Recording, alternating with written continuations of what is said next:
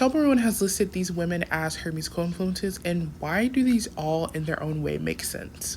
Massive respect to her for saying Hannah Montana, because I think a lot of people don't realize Hannah Montana was a main pop girl. Like, let's talk about it. All of those soundtracks from the Hannah Montana like series franchise, they all are like multi-platinum. Like Hannah Montana transcended what a television show, a children's television show was. There were people who were fighting to go to the tour back then. Like it makes perfect sense. And she was like kind of the perfect blend of pop music, country music, rock music. Like she was pop rock icon, a pop icon in her own sense. That's why Miley Cyrus in real life was getting invited to everything, and why she was, truly known as a teen pop sensation, because she was that girl. She was making like billions of dollars for Disney Channel at the time.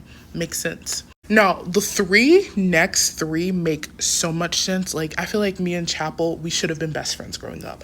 Lady Gaga, Katy Perry, Nicki Minaj.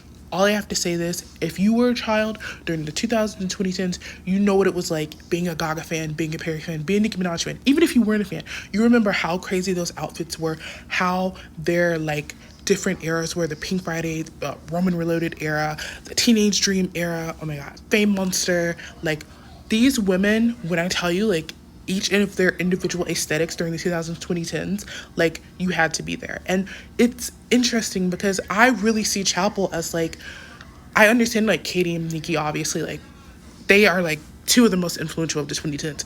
But Gaga, like Chappell to me is like, if Gaga had a child, a musical child directly, and she has multiple, it would be Chappell. That's how I see her, because like not even just the aesthetic, but like she's really kind of like Gaga was in her generation. Of it, like the 2010s generation is like special to me, but Chappell really stands out in her generation. Like she's one of a kind. There's no one doing it like her aesthetically, and it kind of reminds me a lot of how Gaga was. She was one of a kind. Like she was really like taking it there experimentally. That's what Chappell is doing. So be on the lookout for that. And then lastly, of course, Charlie XCX. Like I think a lot of people don't realize how long Charlie XCX has been in the industry. Like Icona Pop, Hello, I Love It, I think that's what it's called.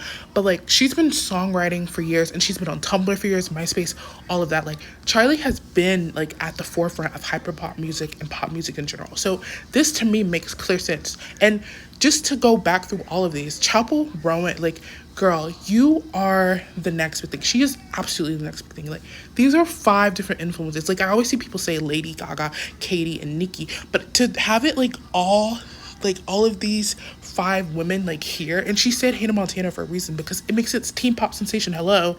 Like all of these, I can really like clearly see it in the scope of her career. Like each and every single one of these women and their music is clearly shown through Chappell Roan, and like y'all have to get into her. Let me know how you guys feel about this list. If you agree with me that all 5 of these make sense, who your favorite current Gen Z pop star was, or who your favorite 2010 star was, and I will see you guys in my next nerdy pop cultural updates video. Peace.